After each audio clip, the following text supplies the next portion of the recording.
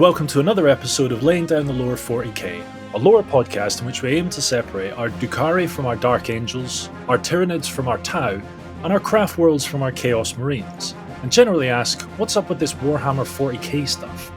My name is Ben Crone Barber, and I know pretty much fuck all about 40k.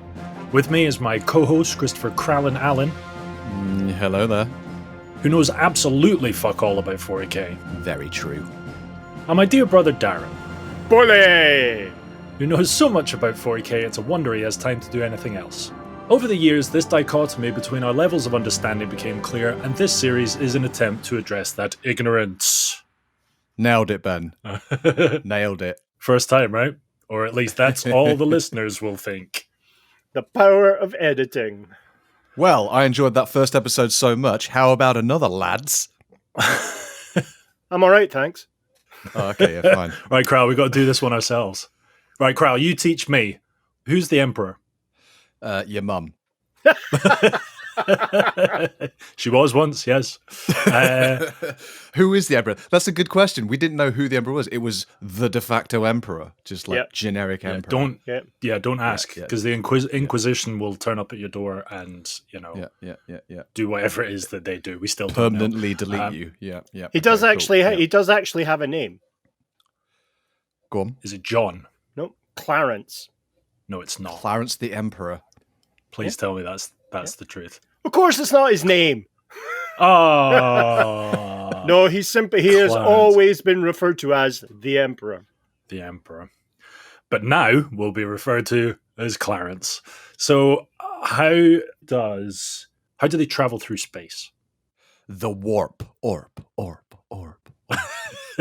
But it's highly unstable and not reliable, so some might arrive in a couple of minutes, some might arrive in a few days, some might arrive in a few years. Dare I suggest, Darren, that some may not arrive at all? Some may not arrive at all, and we will cover that in episode 5. Okay. In episode 517 in about 10 years' time. When we're about halfway through the introduction, right, Darren? Yeah. I mean, just to kind of assuage our listeners' concerns, the last episode was the start of a 12-episode introduction to 40k. That's not a joke. Wow. There is so much going on. It takes 12 episodes just to read the table of contents. Excellent. Jesus Christ. So, we'll get into the real meat and veg of it next year. Basically. Yeah. Next year. Yeah. Sweet. Okay. Well, we better crack on, eh? All right. Next question, Ben. Next question. Go and test me again. What is the warp? The warp is a mix of spiritual heaven and hell, mostly hell. Yeah, mostly hell. It's where the four chaos gods reside, or like to hang out at least. It's 1/2 of 2.5 actuality. Yeah, boy. The physical world, the actuality where we can touch, feel, smell, and hear, and taste, and lick, and caress, and cup. And then there's the warp, where everything else happens. A lucky girl. Absolutely. Amy, experience my 12 senses. Oh, Chris, get away. You're not getting into the webway tonight, you fucker.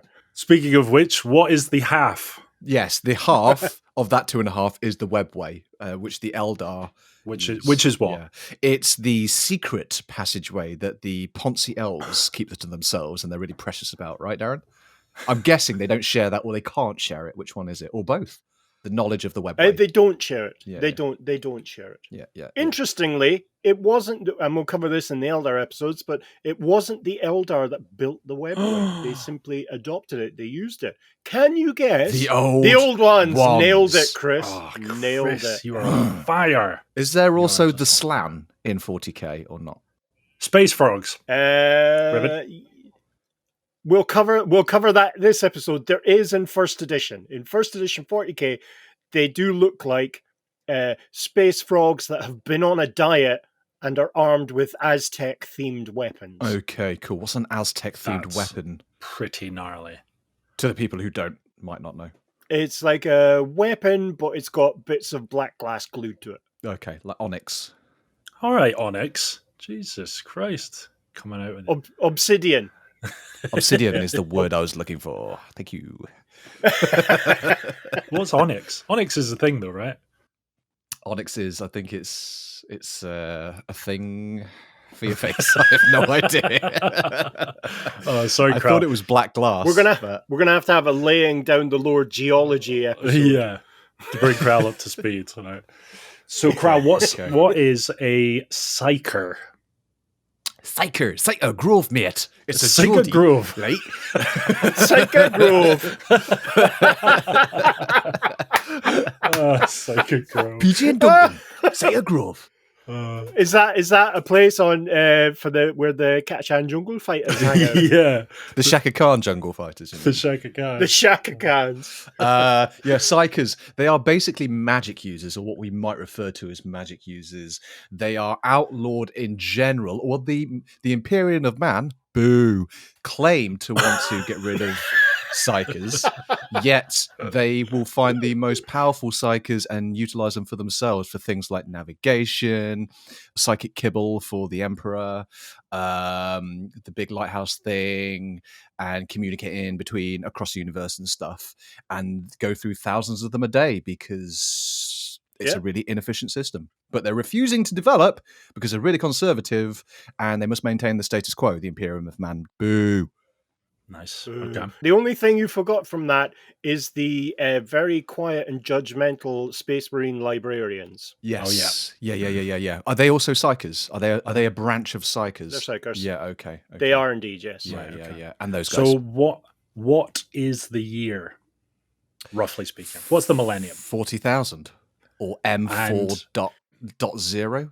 When did our reality exist in that timeline? M3 dot something. Yes. 2. Well done. M3.2. 22. M322. Nice. You look like your hand's having a little episode. Yeah, but Thanks for the clue, but I didn't know whether to call a paramedic or not. I'm not the one intimating that Desmond Tutu is in the goddamn Warhammer 40k universe. So what was the kind of big pinnacle event that split the Imperium? It was the heresy of Horus. Oh, excellent.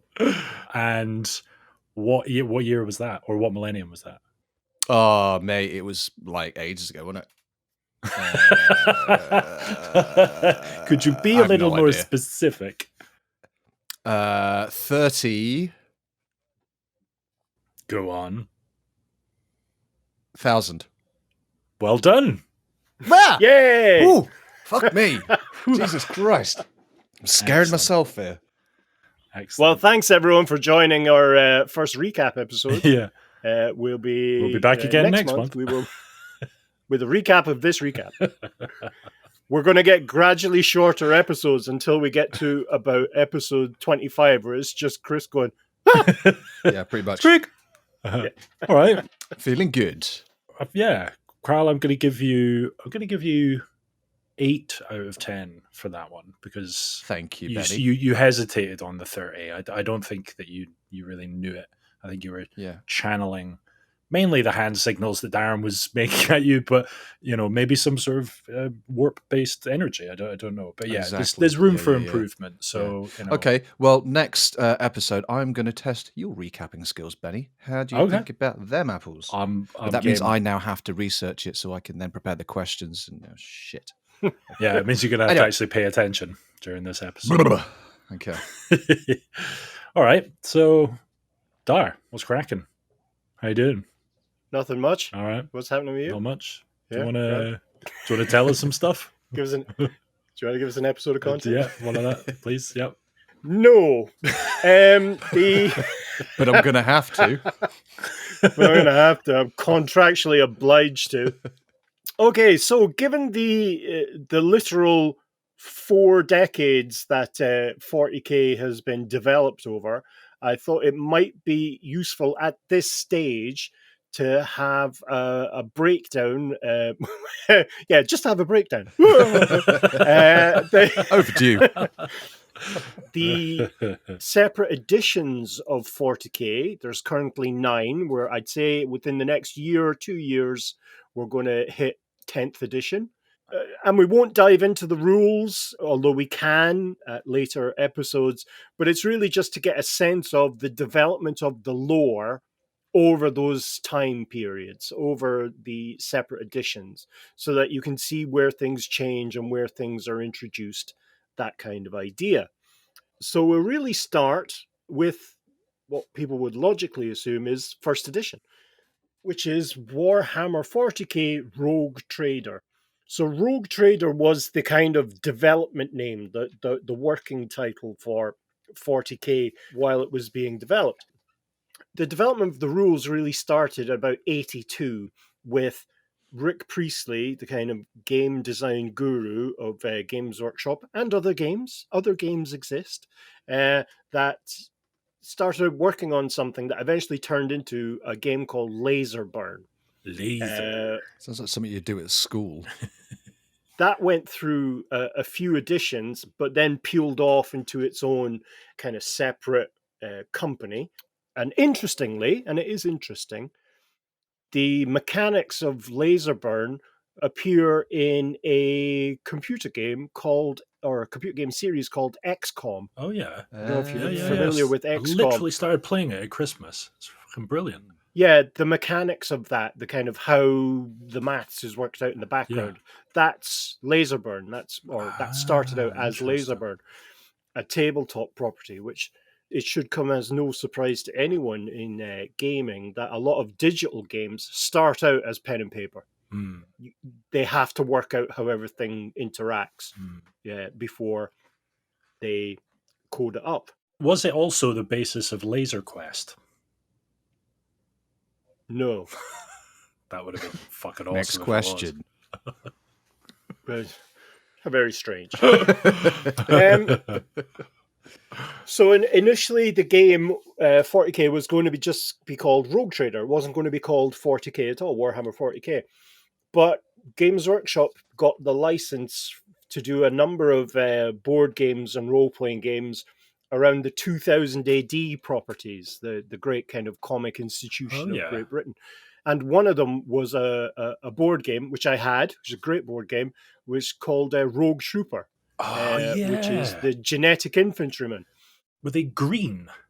They were blue. Blue, that's right. Yeah, they were all one colour, weren't they? And when they died, their entire mental imprint went on to a little digital chip, which, as opposed to an analog chip, which is just a chip, which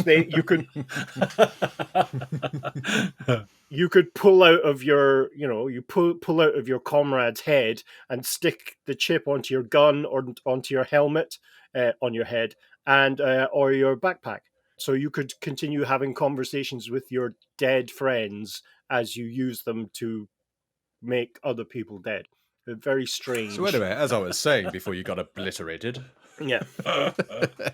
That looked like it hurt. Did that hurt? It looked like it hurt. It looked like it hurt. Now that you are a gun. Now that you are a gun. Tell me, how do you feel?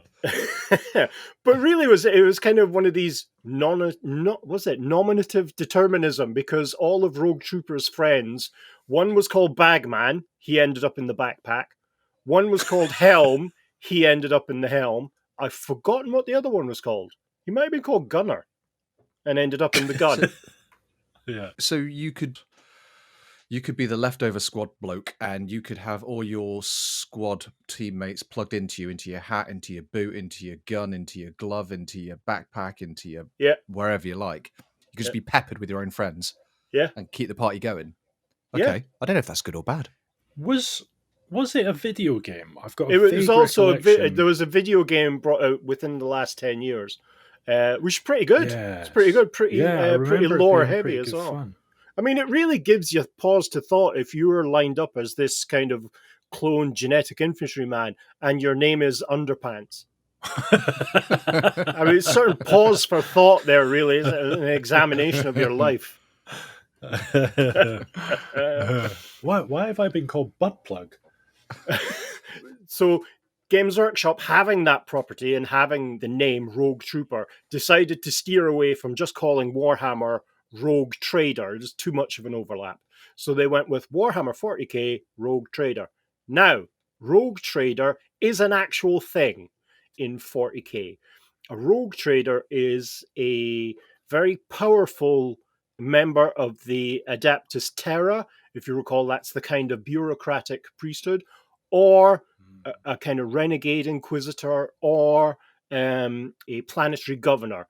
It's some high up official who's viewed as being perhaps a little bit problematic. So what's done is they're given a charter, a trading charter. They're turned into like a merchant prince.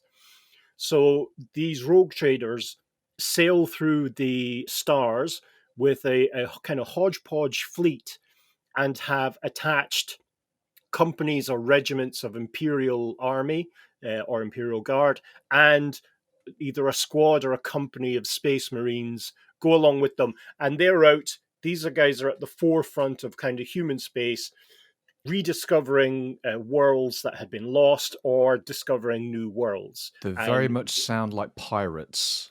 Yes, yeah. But recruited. Yeah. Sanctioned pirates. Yeah. Privateers, yeah. Privateers are sanctioned pirates, right. Yeah, sanctioned by the state. Now, what I've just described is the lore from Rogue Trader, from the first edition. That's how Rogue Traders were envisaged. In later editions, they are hereditary merchant princes.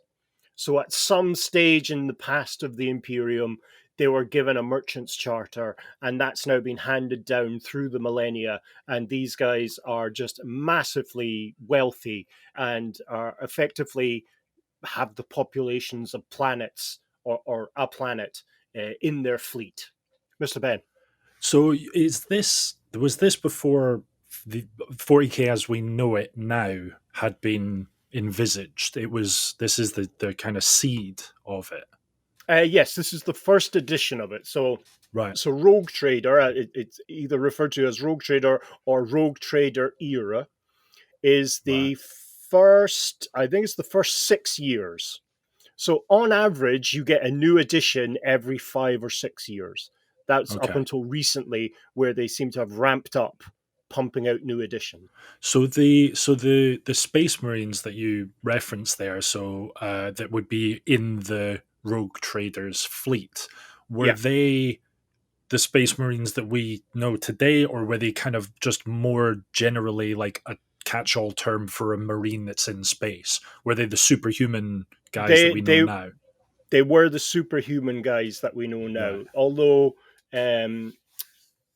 originally they were only stronger than humans, than baseline humans. They were as tough. So it was as easy to damage a Space Marine as it was to damage a normal human. Gotcha. Okay, they got a toughness boost about halfway through the life cycle of Rogue Trader to kind of give them that better feel within the game on the tabletop. Right. So with the publication of the Rogue Trader hardback, which I bought again this year, thanks to my birthday money, or last year, thanks to my birthday money, it's a very generic is the wrong word, but it's very generic compared to 40k now. Like, this is before the Horus Heresy was a concept. This is before Space Marine Legions were a concept. So it was very much a kind of Wild West, bureaucratic, gothic space kind of setting. The game itself was more RPG than pure war game. To generate a force, almost everything was random.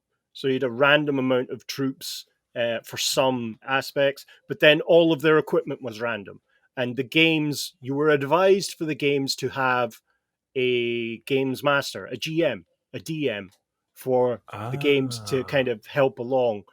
Games lasted an enormous amount of time once you got above any kind of specific point size. But even at publication, points weren't really a thing. It was like narrative. It was just, wouldn't this be cool?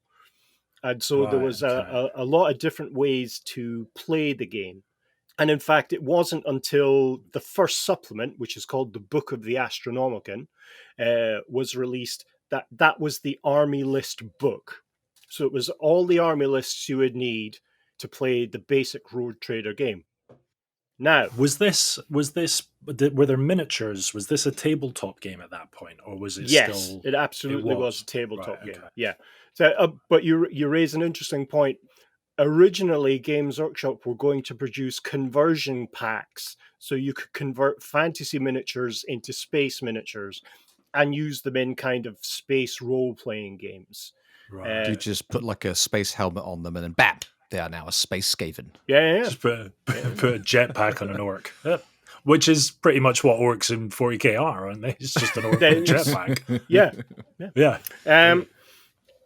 So this Book of the Astronomicon, if you were to compare it to a modern day army list, it's like it's for a completely different setting, utterly. The points values were quite skewed, but the units that you could create, the forces you could create, were very, very interesting. So they had army lists for Space Marines, and they had some very unusual names for some of the squads. You had the Eldar. You had two versions of Eldar, or Eldari, the space elves. So you could play mercenaries and pirates. Craft worlds weren't yet a thing in terms of an organized force that you would recognize from today's lore. But they did exist. They were just simply giant ships. There was no details of any new troop types. It was effectively just gangs of space elves, which kind of brings back to the original point that 40k is effectively Warhammer Fantasy in space. Rogue Trader, I mean, is effectively Warhammer Fantasy 3rd edition in space. So you have space elves, you have space dwarves, you have space orcs. I'm not using these terms to kind of be joking about it.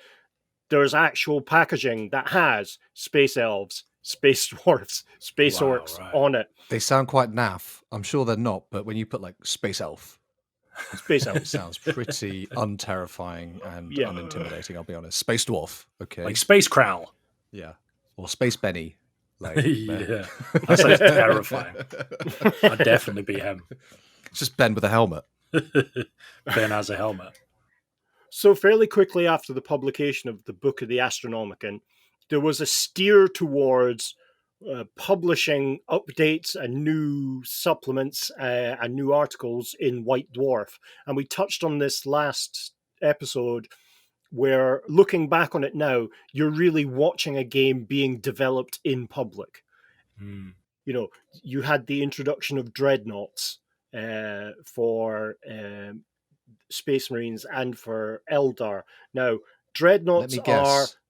You're about to explain. Excuse no, me. Go on, have a guess. I was gonna have a quick guess because I have little nuggets of knowledge about 40Ks. Dreadnoughts are they Uber Space Marines? Are they like a step up from your bog standards? Oh, okay, all right then. I love that you started that by saying, I have these little nuggets of knowledge. And I was thinking, here we go. Here we go. Here we fucking go. I'm just frustrated because that nugget of knowledge was taking up a space in my brain where it could have, been used for something else much more useful. Yeah, like the truth. Like an actual fact. Like facts, yeah. Yeah, welcome to my world. The dreadnoughts are really, really aggressive, violent life support systems. Really aggressive, violent life support systems. Yeah, that's what I said. Yeah, as you said, yeah. That edit will come together nicely. Yeah. So a Space Marine is mortally wounded. His brain still functions. He still wants to serve, or he's still allowed to serve. So they put him in like I was going to say, I got my words wrong in my head. I was going to say he's put in a life-preserving cagoule when I meant cocoon. So he's put in a life. So he's got this kind of healthy parka on, and he's basically wired into a giant armored suit, which is from the outside looks like a robot, but he's the brain. So there's cables like Krang. Like Krang of Teenage Mutant Ninja Turtles. Oh yeah. Sort of. If Krang was all kind of in a cocoon and placed. That is Krang. Krang is just a brain, isn't he? In this like big buff bloke machine thing. Yes, but he's just a brain. Whereas I think what Dara's saying is it's the whole. It is the whole. Oh The no, is remains. It's the remains of of the being that's put inside an armored shell. Okay. So there's one exists for Space Marines, one exists for Eldar. At the very start, the Eldar version was the same. It was the remains of an Eldar. That later changed, as we'll discover when we talk about second edition. So in terms of the amount of content, the amount of information and rule set that was published through White Dwarf, I mean, for the £1.25 it was way back when, you could get a whole Space Marine army list. Plus, I mean, I remember the various magazines where you had, in one of them, I think you had 3 army lists available for different settings, for different game systems. But it meant that there was no codexes. Codexes didn't exist. So you had... Those were the days, weren't they? Those were days. £1.25 for the magazine. No codex, no rules. Yeah. Life was easier and freer. Life was It's easier. probably about the same time as when you had those ovens where you had to actually go stick your head in, turn the gas on, and manually light it. Yeah. Back in the 80s. Back when a 10 deck was 150. And a 10 deck was 150, exactly. Yeah. So the various articles, the most useful articles from White Dwarf were compiled in a compendium, which was then published as a softback release. Now, that contained army lists for Space Marines, the Imperial Army. They were not the Imperial Guard yet. They were referred to as the Imperial Army. Harlequins, which are the Eldar space mimes, or star clowns, and a race of space dwarves called squats. Just going to let that there. What? What? Excellent. SQUATS. Squats. Squats. I didn't think there were 40k Dwarven things. Or is this way before first? This is first edition, isn't it? This is first edition, yeah. Is the what's interesting is that they were brought into second edition very slightly, and then they were just quietly killed off. And they've only in the last year come back. So it's been 30 years since anyone's had a dose of the squats. Worth the wait, though. When they brought them back, have they kind of written into the lore where they've been for 30 years? Or did they just kind of go, they're back? Yeah, I mean, the retcon is that the Tyranids for listeners who aren't aware of them are... and Kral. And Kral are the... If you can imagine the alien from the Alien movies writ large across the stars, and all they do is they kill and consume and dissolve all biological matter and then make more of themselves. So wow, they sound like happy fun time guys. The Tyranids, are they a common enemy to, should we call it the humanoid type races? So the Eldar and the Imperium of Manbu, and even space orcs and whatnot. They are, dare I say, are they like the Skaven of 40k? No. The closest you could get to Skaven in 40k is a race called the Hrud. Okay. Love that. They're not. Love that name. But they're not particularly well defined.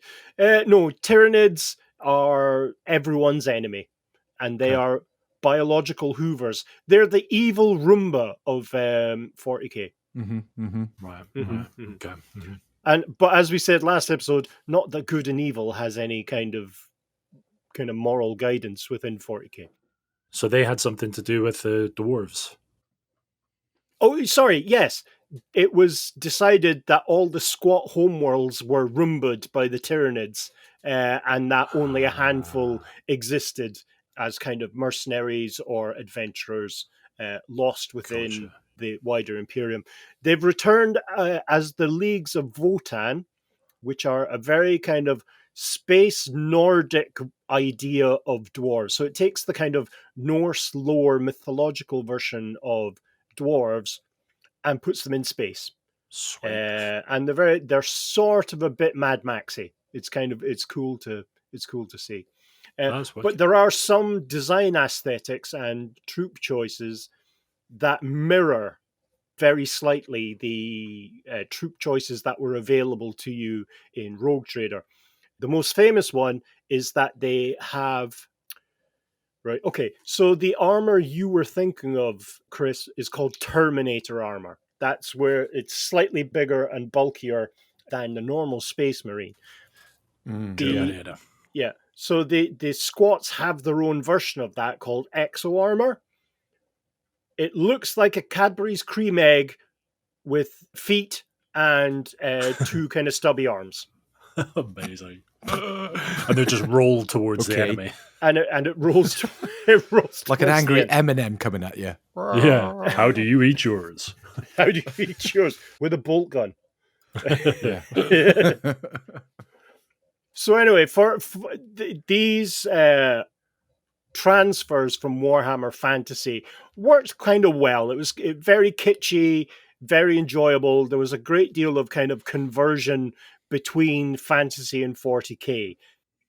The kind of other relatively mysterious races that were brought in at the inception of 40k were the Slan, which followed very much the Aztec Olmec-y style aesthetic from 3rd edition, but really it was the original envisaging or the original version of the Slan, which were humanoid frogs that were not massively huge and traveled around on palanquins. They weren't like a giant brain in a frog. It was just a frog.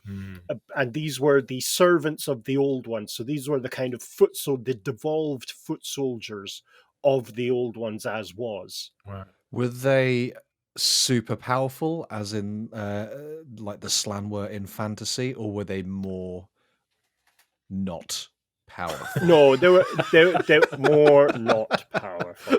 They were... Use your words, Chris. Use your words. I'm trying.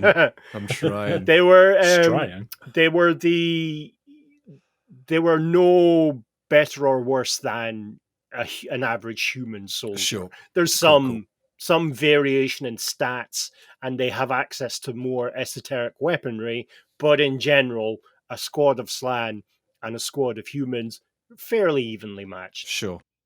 The only other race brought out in initial launch were the Tyranids, and these had two groups of models. One was a kind of Tyranid, a Tyranid warrior, which looked like a horse-sized newt having a really powerful orgasm. That's how I remember the miniature looking. It is just all over the place. Fucking hell.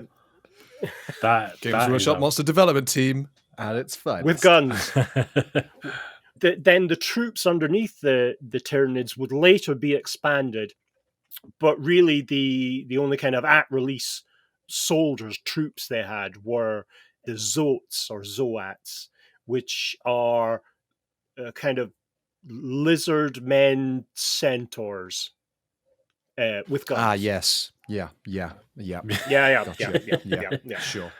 So, two questions. The Tyranids, then, they were pretty much a new race. They didn't have a fantasy equivalent. No, they didn't. No. Like the Skaven were a significant part of the fantasy setting. They didn't have a space equivalent at the time of release. No, not at all.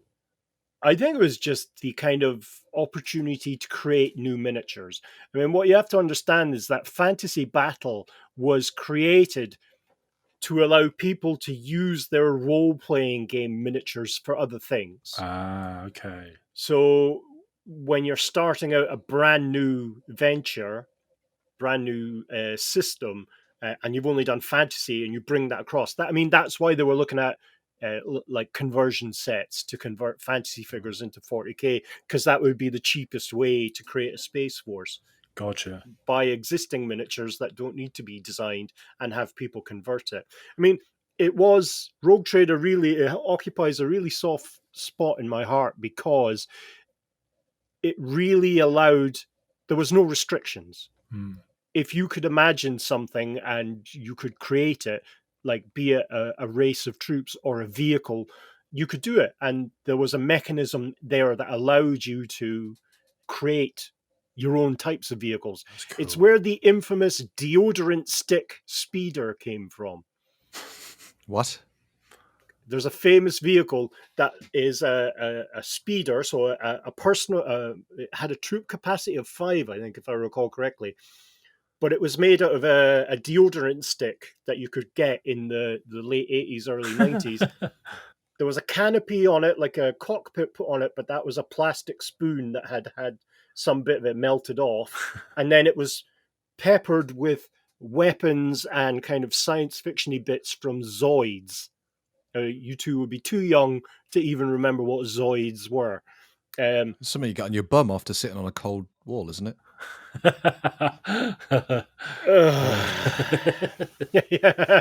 think I'm getting Zoids right now. But yeah, if you were to flick through the kind of rule books and the White Dwarfs, you'd see that a lot of the vehicles were simply like airfix kits that had been repurposed. That's cool. That's cool. Helicopters with jet engines glued on the side, it's that kind of idea. Just to go back to my last question, what you mentioned that there was something roughly equivalent to Skaven in space. The Fruds. Yes, the Hrud. But they didn't really even appear for about another 4 editions. Oh wow. In the lore. Okay.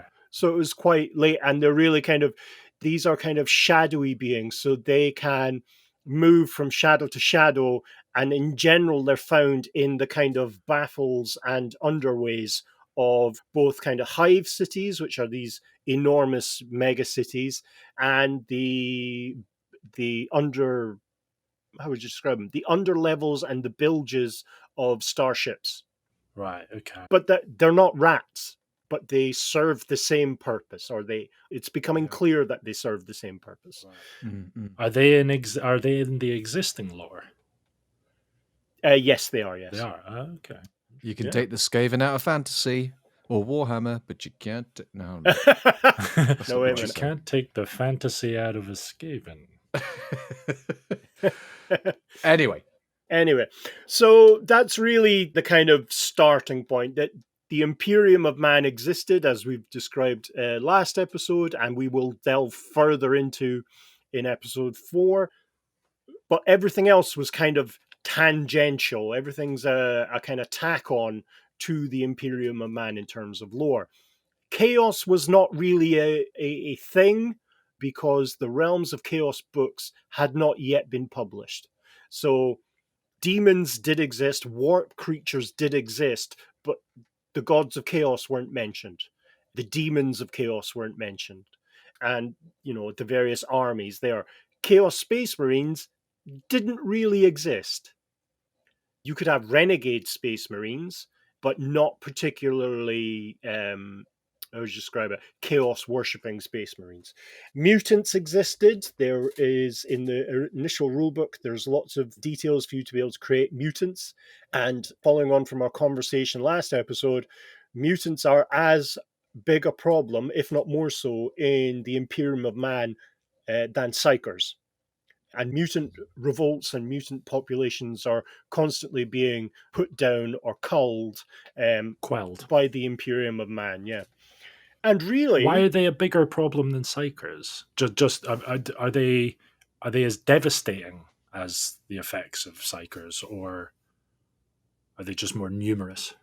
There's 2 real answers to that. The first ties back to the kind of psychic meta of the human race, as more psychic energy, as more warp energy suffuses the kind of human race.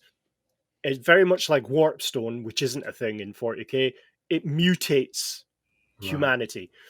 Again, the other thing is it's an incredibly bigoted and prejudicial culture. So anything that doesn't look human is not treated as human.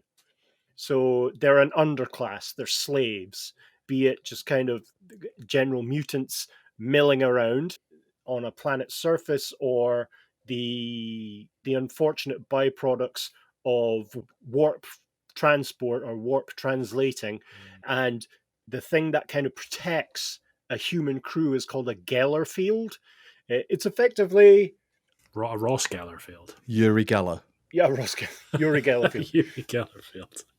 You come out but bent. Yeah. A little bit wonky. A little bit wonky. He's not mutated, but he's awfully spoony somehow.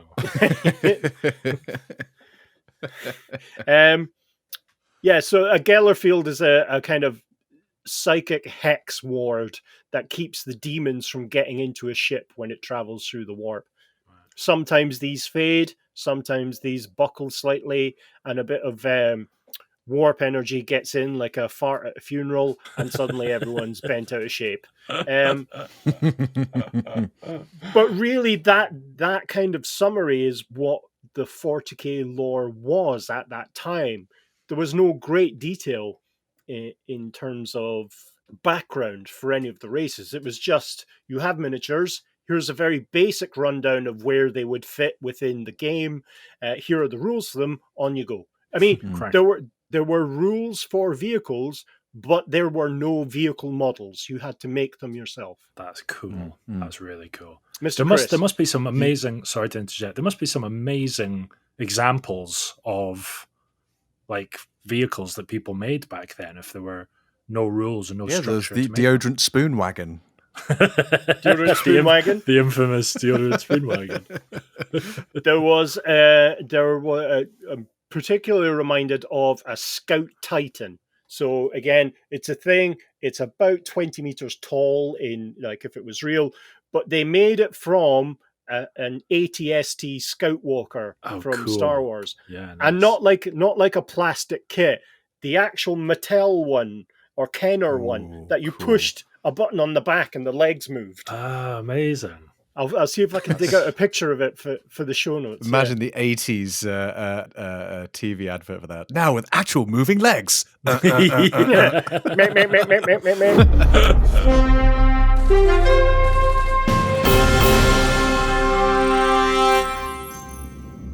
you looking for that one rare tome that has eluded your grasp for years? Do you want to expand your library with ancient texts filled with forbidden and restricted knowledge, all while avoiding the Holy Inquisition? At the Bibliotheca Obscura, we specialize in rare and obscure books from across the galaxy, from the ancient data slates of the Adeptus Mechanicus to restricted grimoires such as the Liber Astartes Eroticus and the Coquina Chaotica, the forbidden cookbook of chaos. We have it all. And just to reassure you, we're not associated with the Holy Inquisition. Our expert staff of librarians and scribes have scoured the Imperium and beyond to bring you the finest selection of antique books that credits can buy. Again, without any interference of the Holy Inquisition.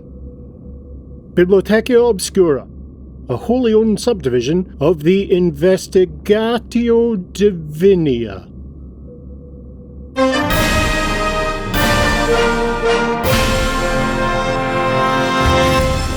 So it was, creativity was really rewarded. It wasn't a game on rails, if you know what I mean. Nothing was prescribed. You could pretty much do whatever you wanted with the agreement of your playing group.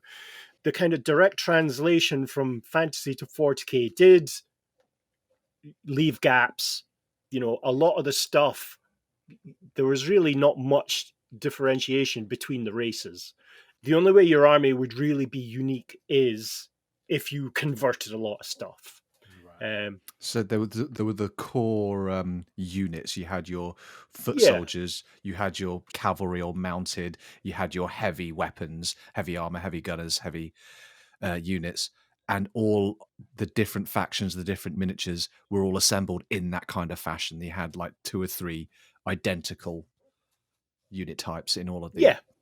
Yes, exactly. I mean, like a Space Marine tactical unit was pretty similar to an Imperial Guard tactical unit.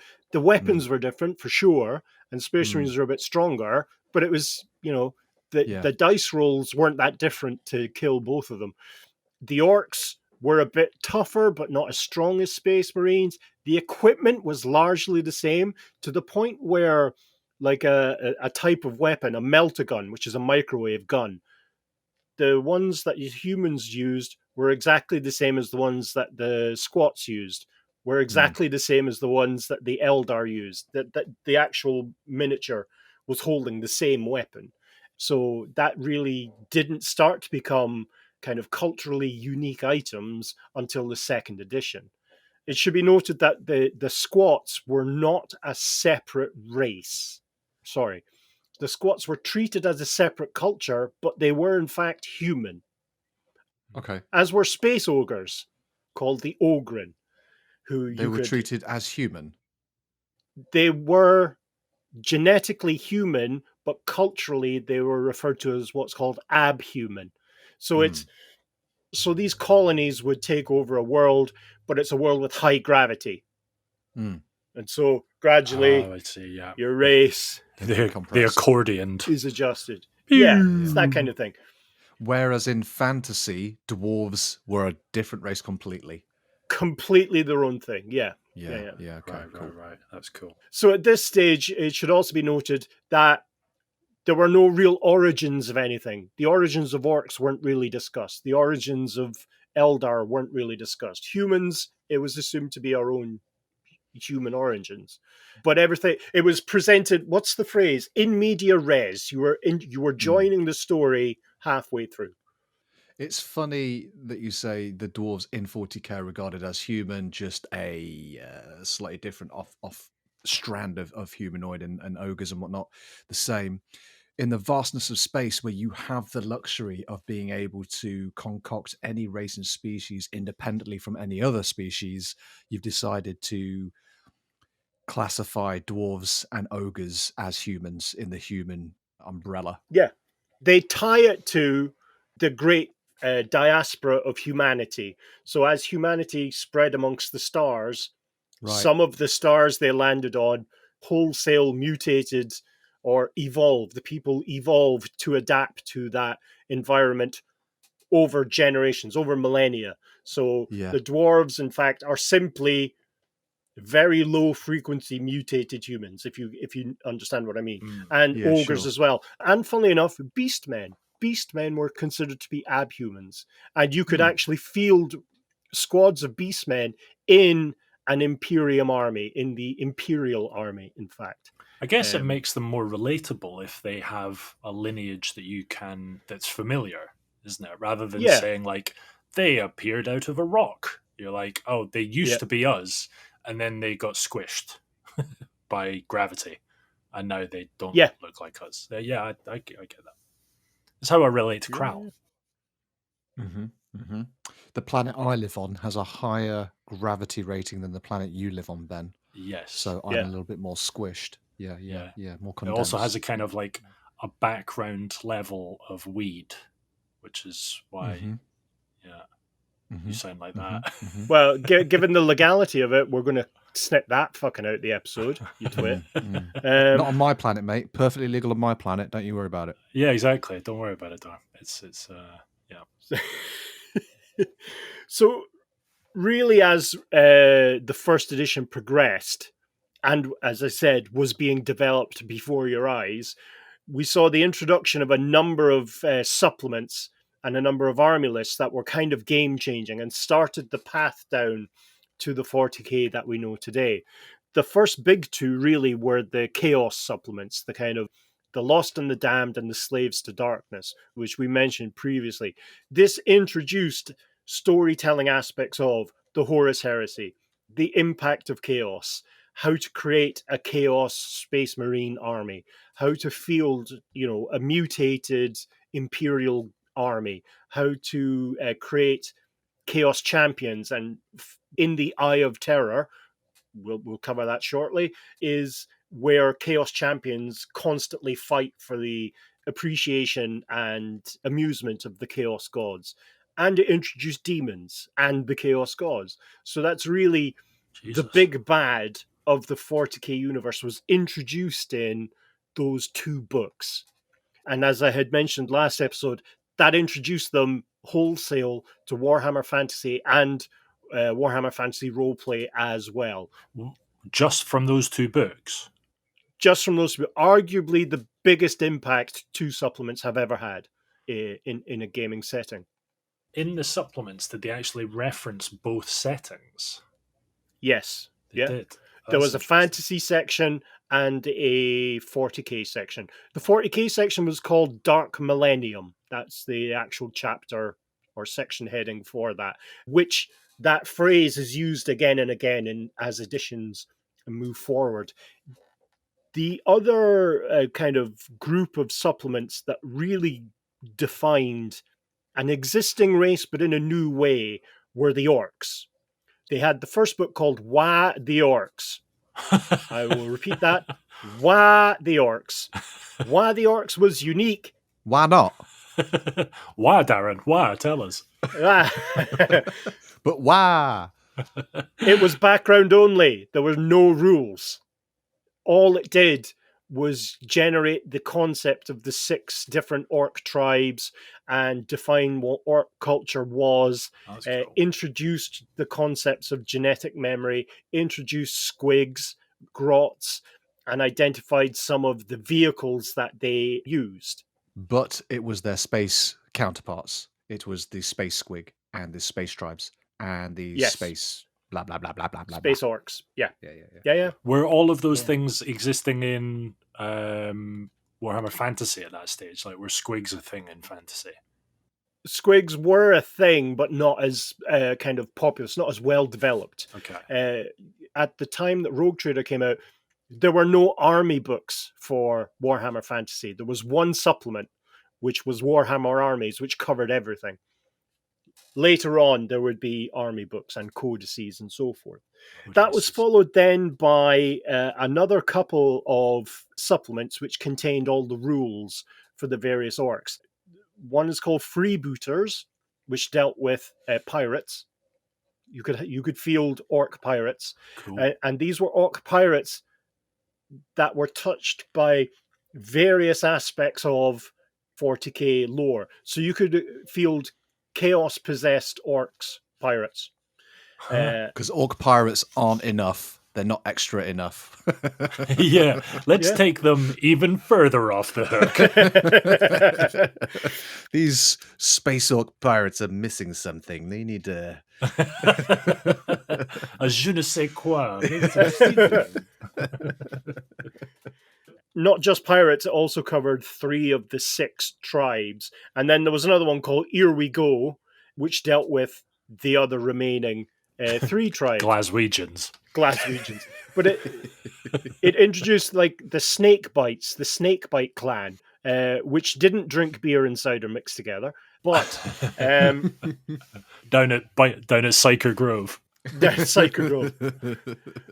Now I've just got the theme for Fraggle Rock stuck in my head. Down at Fraggle Rock, down at Syker Grove.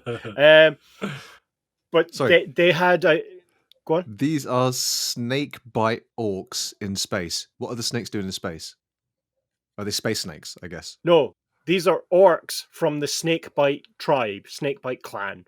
Right. In space? In space. Okay. So these are... Were they called the Snakebite clan before they got into space? I don't understand they got into space. I'm just imagining cosmics. They weren't just in fantasy, Chris, and then we're like, do you know what? Let's take this party out to space. Like, no. 2 separate things. They were a new creation. Things. Yeah, they were a new creation for 40k. But they were a traditionally orcish leaning clan. So they would have guys called Wild Boys, which were just orcs. They were just fantasy orcs. Wild Boys. My query, I was challenging it because I'm just trying to get my head around it. With an evolution from fantasy, the Snakebite clan makes sense. If you're in the middle of space, what are the chances of you coming up against a snake and therefore going, I want to call myself the Snakebite clan? How were they inspired to be called the Snakebite clan when you're in the middle of space? Well, they're not necessarily in the middle of space. They're on a planet that's in the middle of space, and on that planet has snakes. Okay, Yeah. fine. Explained. I thought you were going down like some sort of Samuel L. Jackson snakes on a plane, sort of snakes in space vibe with that question, but no. Yeah. But do you see where I'm coming from? I was just like, so they must have encountered snakes somewhere. There were just snakes floating. There's just a snake with like an astronaut. That's what I'm imagining. Through space. Yeah, like so far through this, we've got space second. this and space that, and I'm just simplifying everything by putting a bloody fishbowl on everything. Okay, right now it's a space-worthy thing. Let's go through the other 5 and see if you can pick problems with their names. You had the Death Skulls. Fine. Death Skulls, fine with that, yep. The Blood Axes. Yeah, I mean, why have an axe when you can have a space gun? But yeah, carry on. The Evil Sons. Yep, sure. There's plenty of suns and stars. It's more of an evil star, but go on. The Bad Moons. Sure, plenty of moons. Bad Moon, that works. Yeah. And the Goths. Goffs. Goths. Well, that's a made-up word anyway, so that's cool. They dress all in black. They're all in black. Were they all in black? Oh, they are in black. Yeah, that's amazing. That is amazing. Are they kind of sullen? They had the hair. They had the hair squig come forward over their eyes, over one eye, over one eye. Cut my life into pieces. This is my last rework.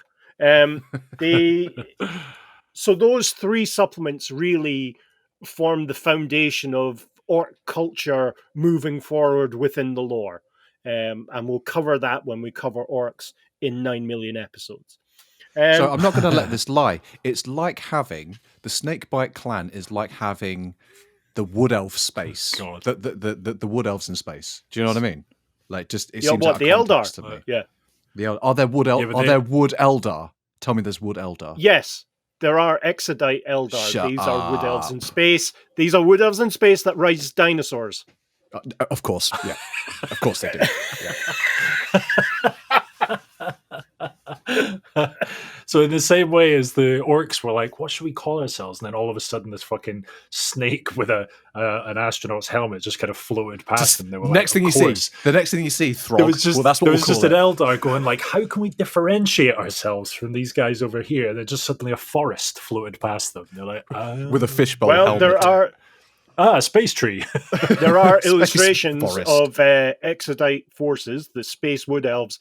So there's like a triceratops with a turret on its back. Nice. That's cool. That is cool. That's fucking brilliant. It's the only way that you can make dinosaurs any more cool. What can we do? How can we jazz these up? Let's put a massive gun on it. That is brilliant. So unfortunately, there were no models made for Exodites within Warhammer 40,000. There were some test miniatures made for the epic scale, for the Adeptus Titanicus kind of small scale game, but they never made it into widespread production. But it's interesting. Did you used to have those ones? I vaguely remember like mini miniatures you having them when we were younger. Mate, so did everything you get like full armies? Yeah, everything we cover, I had. Yeah. So when you say like they were mini minis, were how big were? A Space Marine was 6 millimeters tall. Wow! They appeared. That's crazy. Yeah, and they were on bases, on square bases. You had 5 per base, so they were plastic. You cut them out of the sprues and glued them into the bases, and you had that for the various flavors of Space Marine and Imperial Army, Imperial Guard, plus all the orcs and the squats and the Eldar and Chaos, plus all of their enormous, larger war engines, which we'll cover as we move forward. Mental. How did you paint something that size? Really, really badly. Steering back to first edition, it was at this stage, we're now looking at 10 supplements out with loads of different rules and different units peppered through White Dwarf. So really, you had to have the complete collection to be able to play all the bits you wanted and or needed. Around this stage, I think that they started development of second edition for both the rule set and lore. And what was brought out was two kind of rules-based supplements. One was the battle manual, and that dealt with weapons and how to use them. And the second was the vehicle manual, because at this stage, vehicles were being produced, larger vehicles were being produced. You had the Space Marine Rhino, which is an armored personnel carrier. You had the Land Raider, which was a larger armored personnel carrier battle tank. You had the various conversion guides in White Dwarfs to be able to create the Whirlwind, which was a missile launching vehicle. You had access then to Predators, which is a type of tank, not a creepy person. You also then had... Was the Land Raider that you mentioned there, so it's a large armored personnel carrier that was also a tank, was that one of the constructs that was reclaimed from, was rediscovered via one of those STCs? Yeah, by one of those itchy things, yeah. It was the... that was one of the two recovered by the famous Arkan Land, who was this techno-archaeologist. And so really, what was really interesting about the vehicle manual is how each vehicle could be shot at or how it could be targeted. Each vehicle had a little data card, and on that card was like a... Have you seen those Dorling and Kindersley books where you cut through something? So it's like you have... where you see the inside, how it works. It's a cross-section. Yeah, you had that. Good use of that word, which I had completely forgotten. That was... I was like, he's skirting around it. He knows what it is, but he's tested me. You had a black and white cross section, very simplistic, through each vehicle, and the vehicle manual came with a clear acetate sheet with a targeting grid on it. So you would target where you wanted to hit the vehicle, and then you rolled some dice and adjusted the shot by that amount. And wherever it hit, you had to roll armor penetration. Two of my favorite words. And then there's various critical tables that you rolled on to be able to damage such vehicles. But this is where you start getting into prescribed army lists, where you can only, if you want to play against someone else, you really can only use those troop types, those unit types, those vehicle types. In kind of competitive play, in competitive games, as it were, to make it fair. And that's really where the first edition came to an end. And as I had said previously, that was not necessarily optimistic, but in the lore, humanity had a good fighting chance. In the transition into second edition, so we're now looking at about 93, that's where, as I had said, it takes on a more depressing hue. It takes on the kind of grimdark nature of modern day Warhammer 40k. Second edition really it's almost a completely different game. There's some elements mechanically that are taken from Rogue Trader, but in general, it's a new version. It's a new edition of the game, both specifically and figuratively. It also came about at the same time as Warhammer Fantasy went from 3rd edition to 4th edition, and both game systems followed the same kind of model. The stat lines were fairly similar. You saw the introduction of army books, Warhammer army books for the fantasy, but it was the first edition of codexes for individual armies, so that everything you needed to play was in one book. It also saw the first release of a Warhammer 40k box set, a starter set, which was Blood Angel Space Marines, Space Marines, but the art was all Blood Angel Space Marines versus orcs and goblins, or orcs and grots, as they're known as in the 40k lore. I remember the art for that. The art for the front of that box was really colourful, wasn't it? Yeah. I remember it. Really So cool. it was a Space Marine captain with a bolt gun and a power fist. And didn't he have yellow hair? I vaguely Yeah. remember him having yellow hair. Yeah. It's called Blonde. Yeah. Fuck's sake, Ben. This edition of 40k is referred to as Hero Hammer because it saw the introduction of named characters, all of whom were incredibly powerful. The named characters were drawn directly from the lore.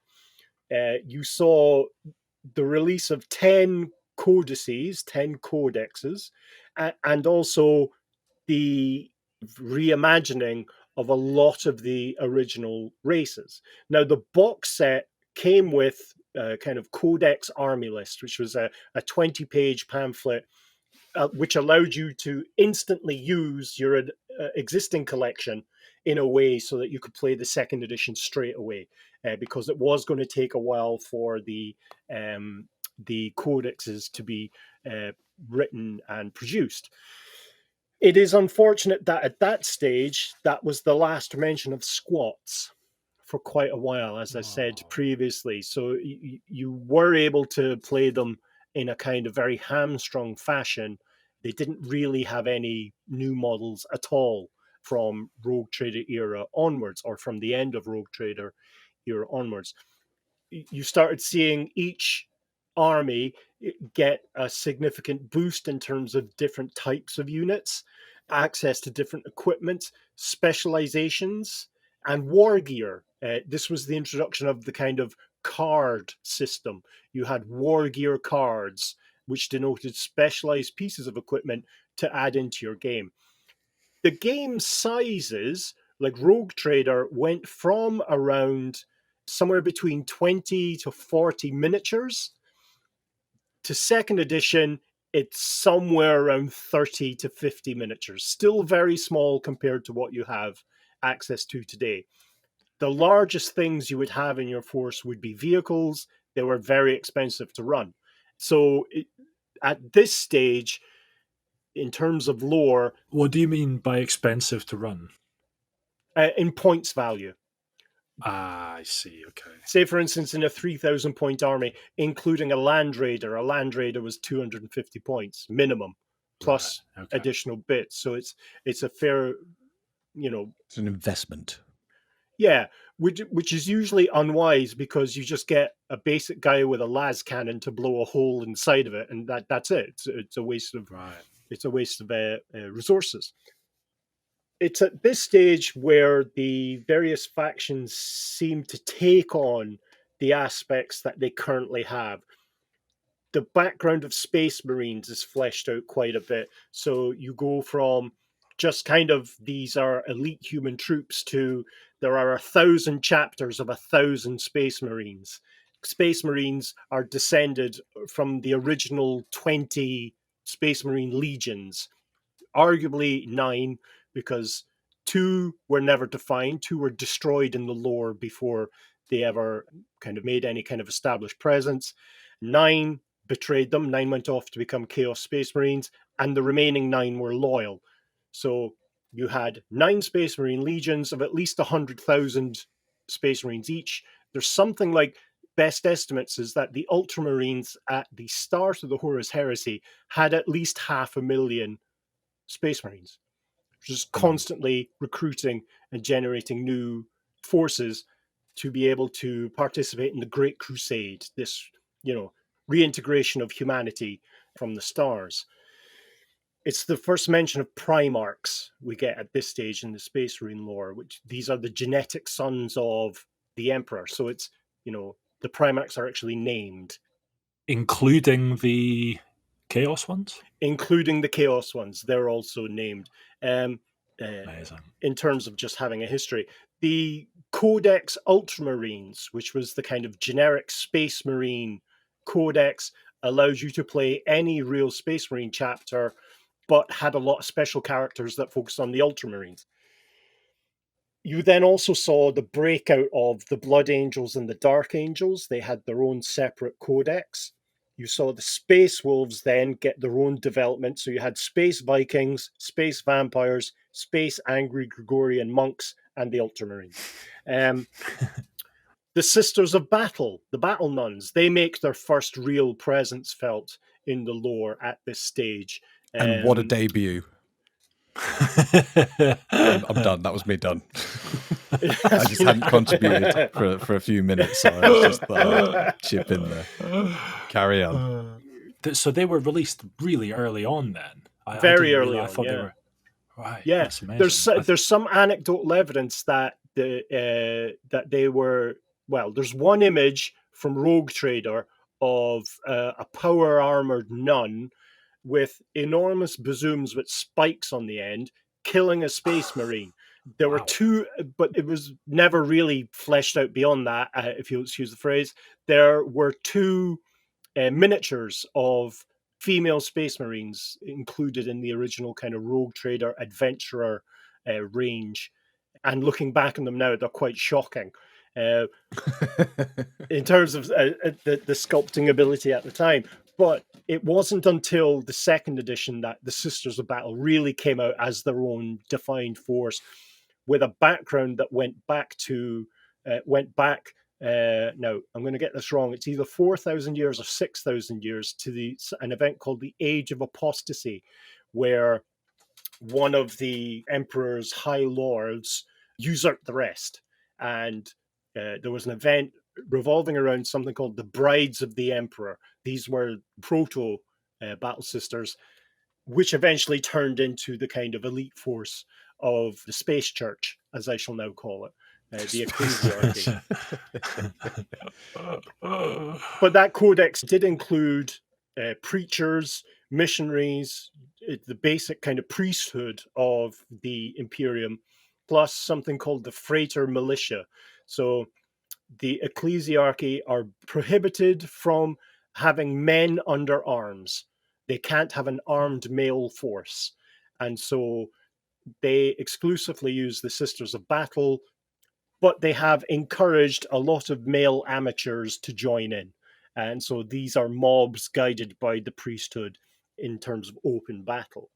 The Imperial Army, as was, changed to the Imperial Guard. And this is where you start seeing some of the more well-known regiments become defined, like the Cadians, the Mordians.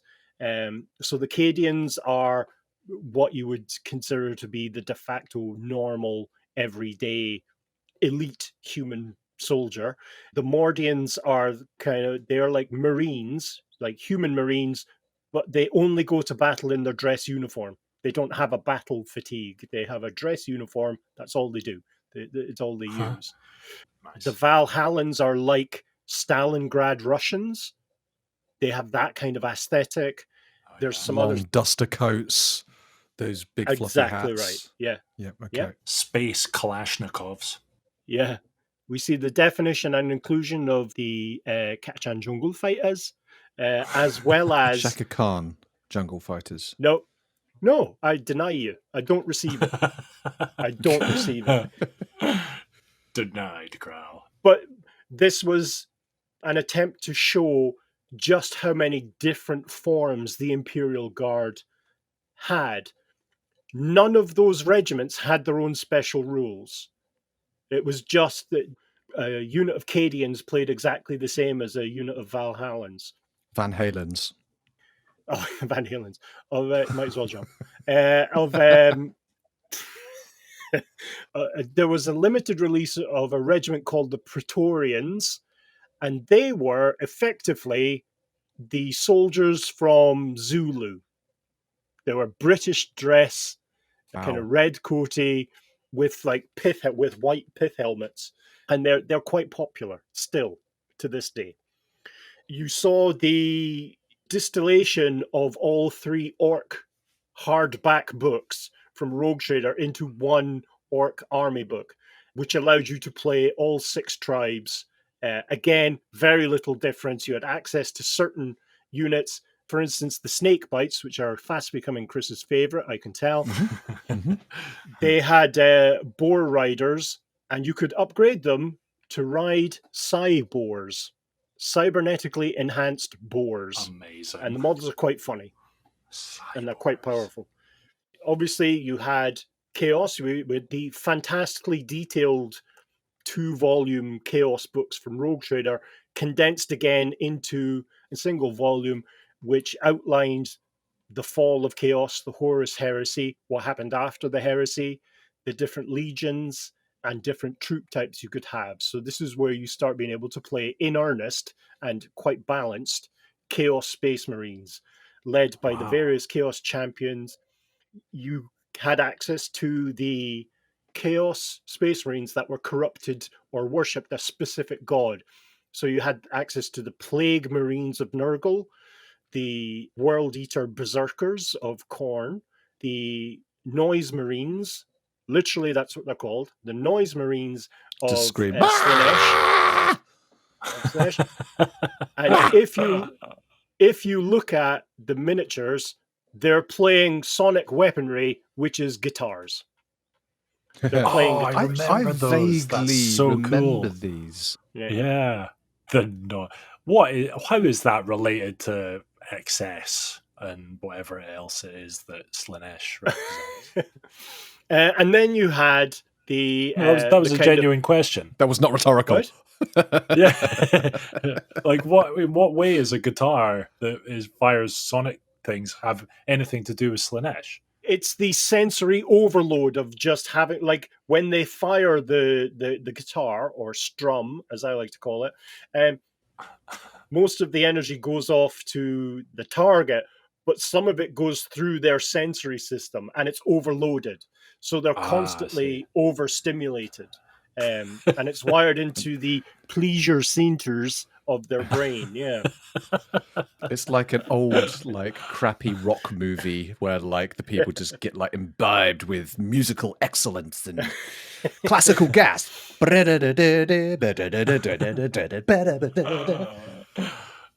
Okay. Was that the first time that the heresy was properly defined or fleshed out in the form that it is now, then, in that Chaos book? Yes, the short answer is yes, because you also had access to a lot of you could field the heroes of the heresy. Like, the great one is Abaddon the Despoiler. Oh, yeah. He's the next War Master of Chaos, of the forces of Chaos. He took over from his genetic father, Horus, and he's by far wildly more successful as a champion of Chaos than Horus ever was. But it allows that codex really, as I said earlier, is foundational for how Chaos was viewed, how Chaos in the lore operated as it moved forward. It was a very primary colored edition. It was bright. All the miniatures were kind of solid primary colors. So it looked really cheerful while being depressed as well. So very much mirrored the kind of psychology of the teenagers that were playing it at the time. The final couple I want to cover we saw is the introduction, first of all, in White Dwarf number 127 of Craft World Eldar. This is where you get into the Aspect Warriors, and we'll cover that when we cover Eldar. So the Eldar Codex, the first one, included the basic kind of Craft World forces plus the Aspect Warriors, but also the Dragon Knights, the Space Wood Elves, and Space Pirates. So you had quite a lot of range in terms of tactics and units to use. You could create two wildly different armies from the same list. And that's true of all the other codexes too. The last one then is the Tyrannid Codex. And this really is where they were defined as genetic hoovers. This is where you had quite significant monsters that would come in, mince up other units. Units? You had... Units and eunuchs. Yeah, space eunuchs. They don't differentiate. And they really kind of cemented the role as the big bad, or big bad number 2. That's a phrase you don't want. Of Warhammer 40k. These were like a relentless genetic hoover that had lots of specialized units that would come in and screw your day up. I just see them kind of like entering the atmosphere in this giant Henry Hoover, this like creepy, unblinking, smiling face in the front of the thing. I mean, the Hoover of Hoovers.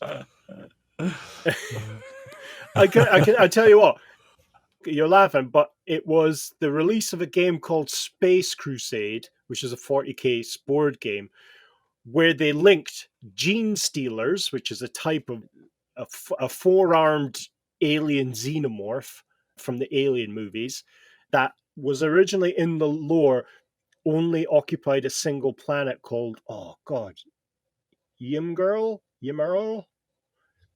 What a planet. And it was revealed in Space Crusade that these were forward scouts for the Tyranid fleets. And I can remember reading it going, fucking hell. That's how into it I was and am. That I was stunned that they had linked Gene Stealers to these Tyranid fleets. You have to remember, Space Hulk had been a board game for about 4 years before this. So Gene Stealers were established through there. I had spent 4 years playing Space Hulk and having a right laugh to discover that these guys had kept their mouths shut and they were the vanguard of a larger threat to the Imperium of Man. Had they been defined, had Gene Stealers been defined as Tyranids in Space Hulk, or were they just Gene Stealers? No. There was no background on them. They were just Gene Stealers. Yeah. Wow. Steal your genes. And that really is it for second edition. The only real kind of other aspect that was added in were assassins, kind of the Imperial assassins were defined and available to forces that were aligned with the Imperium. But that compact 5-year bubble of the second edition, in terms of lore, defined 80% of what came after. In terms of logical growth from there, but certainly defined the institutions. Interestingly, at that stage, no Mechanicus. There was no Adeptus Mechanicus separate force. The Inquisition wasn't really a thing in this edition. It existed. There were still updates available through White Dwarf, but second edition really was a contained unit, as it were, in terms of lore. And I think I was hoping to also get third edition covered, but I think we might leave that to next episode, because that's where structurally the game that we know today comes from. Because in second edition, you could build your army any way you wanted. You could have a Space Marine force made up entirely of heavy weapon squads. Oh wow! Okay. There was mental, there was no mental, Darren. That is bonkers. BANANAS. So that is really the first two editions of 40k. It's where it came from, and in terms of the lore, the edition that cemented most of it. Wicked. This intricate web tapestry of 40k is slowly being interwoven. It's still an absolute minefield for me, for a noob. What's interesting for me is, as someone who knows little to fuck all about 40k, is I see 40k as a story and a setting primarily. And you kind of jolt me back into reality. Actually, it was a game to begin with. And as the game evolved, the lore spun off out of that. It wasn't the lore first. It was very much the game first. And that kind of, you kind of remind me of that. Yeah, I mean, it's a good point, well made. The lore really it's a good point. It wasn't well made, but yeah. The lore really is the selling point of the game for a lot of people. Come for the models, stay for the story. That's that's why people listen to this podcast. We hope. That's why they came for the models, stay for the story. Spoiler: we're not supplying models. Spoiler: these two kind of look like models, but more kind of before and after, and I can't decide which is which. Neither can we. Yeah, I mean, by far, I would say that I enjoy the first edition the most. Mechanically, I think second edition is superior to the editions that came after it, but that's simply because I am emotionally stunted at that time. That's where you stopped growing up. I got the most excitement. I think that's where the early 90s, well, early to mid 90s is where the best gaming ideas were generated by the company, in my opinion. So, Necromunda was invented then, or came out then. I love that word, Necromunda. Amje Pregante. Expelliarmus. Sounds like something the Teenage Mutant Ninja Turtles would say, doesn't it? Like, Yeah. Necromunda, dude.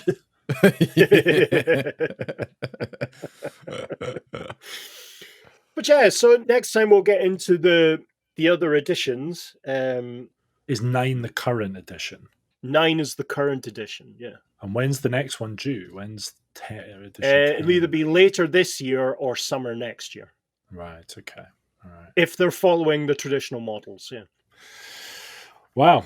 Kral, Ooh-wee. if you were going to be an space orc tribe, what would you call yourself? You don't even have to ask me. You don't even have to ask me. You know which one it is. Is it the snake biters? It's the snakebite motherfucking tribe. It's the pillow biters. Wow. But yes. The pillow biter tribe. Excellent. Right, shall I wrap up? Yeah. All right, that's all from us. Thank you so much for listening. Details and imagery for the topics we've discussed in this podcast can be found on our website at layingdownthelore.com. We also have all our previous episodes on there, release schedules, merchandise, and you can sign up for the Laying Down the Lore newsletter, which includes exclusive info about upcoming releases, behind-the-scenes chat, and some extra lore not covered in this podcast. If you have enjoyed what you've heard in this episode and you want to support us, head over to patreon.com/layingdownthelore40k and sign up today for as little as £3. Give you access to our Discord server so you can come and tell us exactly what you think of Kral. Hi. We'll be back soon displaying just how little Chris and I know. Until then, cheerio. See you later. Bye.